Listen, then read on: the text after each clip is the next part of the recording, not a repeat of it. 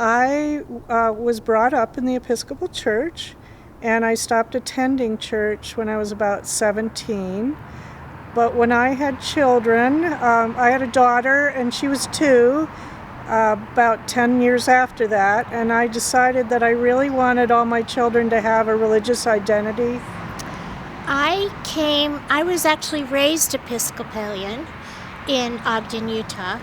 Unbelievably, I went to the Church of the Good Shepherd. I moved to Salt Lake 22 years ago, and I thought that I would check out all of the Episcopal churches in town. So I came, I brought my daughter, she was about 5. We came on a Sunday, and we came back every Sunday since then.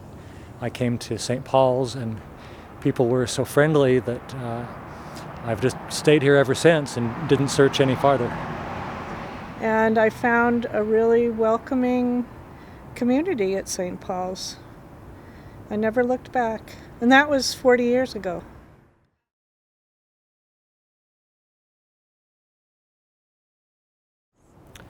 I've been in the choir for 21 years, and I've served twice on the vestry, and I've served in the search committee for the rector, and used to do Interfaith Hospitality Network when we had that here.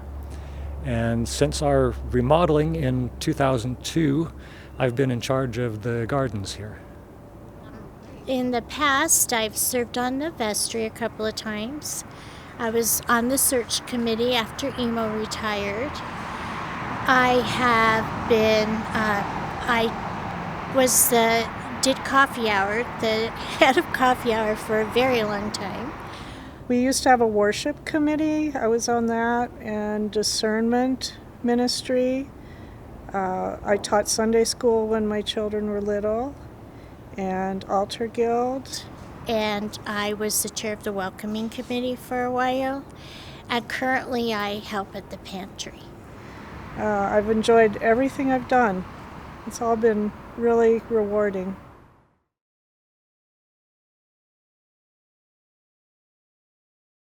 Yeah, that's easy. Grace Chapel. Well, I would say the church itself. It's just so beautiful, and I love the traditional look of it. The chapel. I miss it because I miss the intimacy of it and the simplicity of it and just the Saturday night service.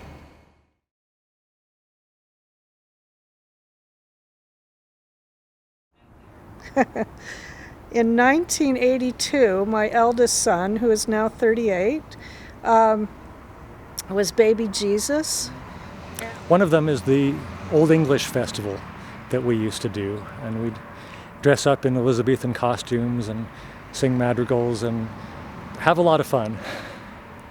And I could see from the front pew that he was eating the hay as an infant, and I kept trying to surreptitiously get Mary's attention to be sure that he wasn't choking on hay.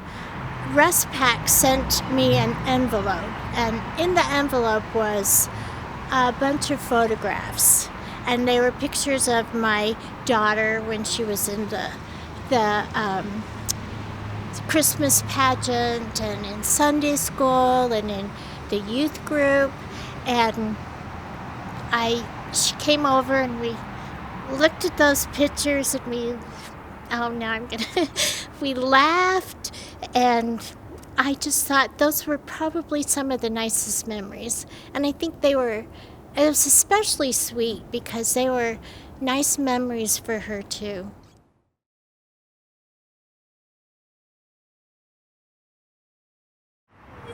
There is no other way to support St. Paul's, financially at least, except through our stewardship, at least no way that I know. We're a faith community here where we gather to worship God and to learn and to grow, to meet people and to care about each other, and it's important to keep that community going.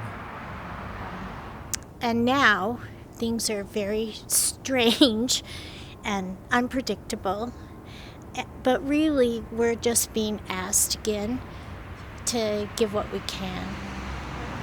When we contribute our personal resources to St. Paul's, we're not just contributing to this property or this church or even the people that attend St. Paul's. We're contributing to the community at large, because I feel like as part of this parish, we are the recipients of so many benefits and so many gifts. And when we walk out of that church building, we're taking all that with us and sharing it with the community at large.